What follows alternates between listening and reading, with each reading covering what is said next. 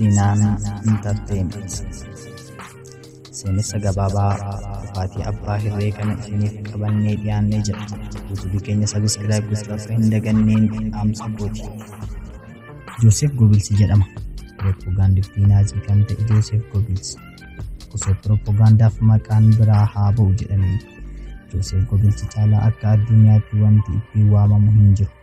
Namni kun waraanni addunyaa marsaa lammaffaan yeroo Jaarmaan injifatamuun xumuramuuf jedhutti Jaarmaan injifataa jette jechuun dargaggoota dadammaqsuun gara waraanaatti ergee lubbuu qaaliiwwan meeqa galaafateera.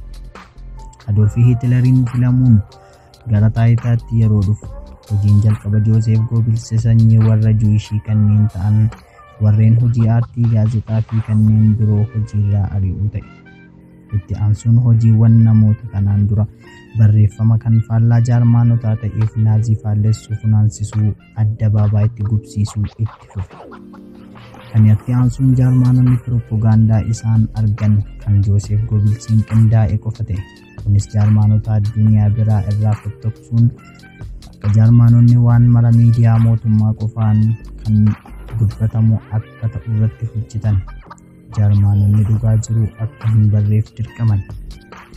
Joosef miidhama miila isaan waraanatti makamuu hin dandeenye yoo ta'u, digirii qabuun hojii gaazexeessummaa fi barreessaa ta'uufiin haalaan milkaa'uu diduu gara paartii naaziitti makamee waraana addunyaa tokkoffaa irratti wantoota ta'an irratti gama godhameen onnee Jaarmaanotaa dadammaqsuu jechoota filatamaa fi wantoota barbaachisan irratti naazii faana wal quunnamuun waliinis dubbatanii turan.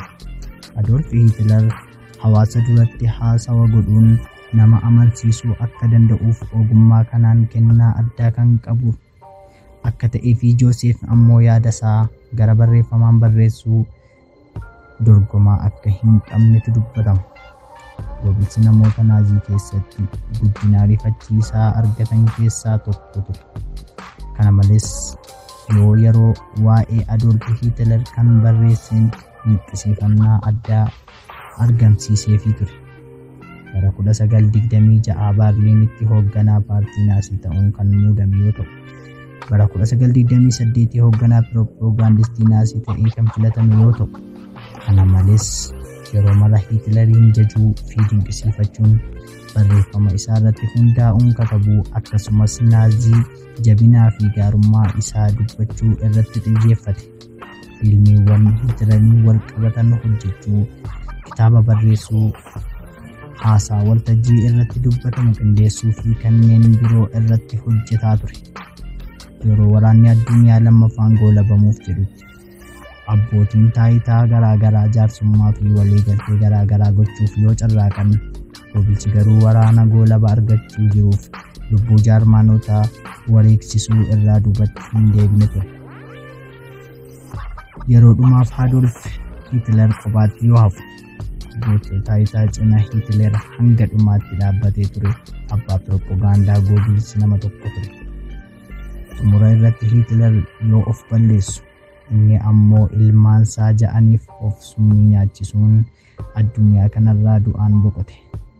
Gudunfaa warreen summii hanqaaqessaniif lubbuuwwan qaalii meeqa qalqamsan akkasumas uummata cunqursuuf afaan isaanii miidhagfatanii sagalee uummataa ukkaamsaniif yeroon jijjiiramee itti gaafatamummaa seeraas ta'ee seenaa jalaa akka hin baane nama kanarraa barachuu qabuun dhaamsa kooti.